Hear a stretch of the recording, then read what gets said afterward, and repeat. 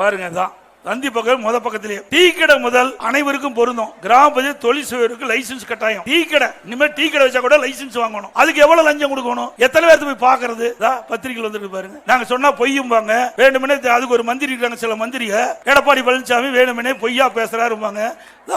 அவர் போட்ட GO tea கடை செலவு பட்டி வச்சு நம்ம ஏதாவது வேசி கீசி சட்டை புடவை அயன் பண்ணனா அதுக்கு லைசன்ஸ் வாங்கணும். இந்த கொடுமை எங்காச்சும் உண்டா? வர்ற வழியில 2 நாளைக்கு முந்தி அங்க புதுக்கோட்டை மாவட்டத்துக்கு போயிருந்தேன். அங்க எல்லாம் சின்ன சின்ன ஒரு டென்ட் போட்டு முந்திரி பருப்பு வறுத்து வைக்கிறாங்க. அதுக்கு இனிமேல் லைசன்ஸ் வாங்கணும். இப்படிப்பட்ட கொடுமையான ஆட்சி தேவைங்களா?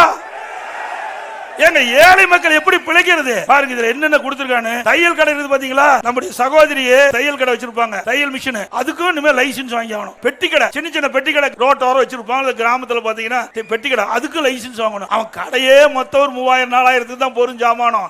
அதுக்கு 250 இருந்து 50,000 வரைக்கும் வரி. இது எங்கேயும் நாடு போய் தாங்கும்? இது யாரு தான் ஐடியா கொடுக்குறாங்களே தெரியல. இந்த முதலமைச்சருக்கு தான் ஒண்ணுமே கிடையாது. ஒரு பொம்மை முதலமைச்சர்.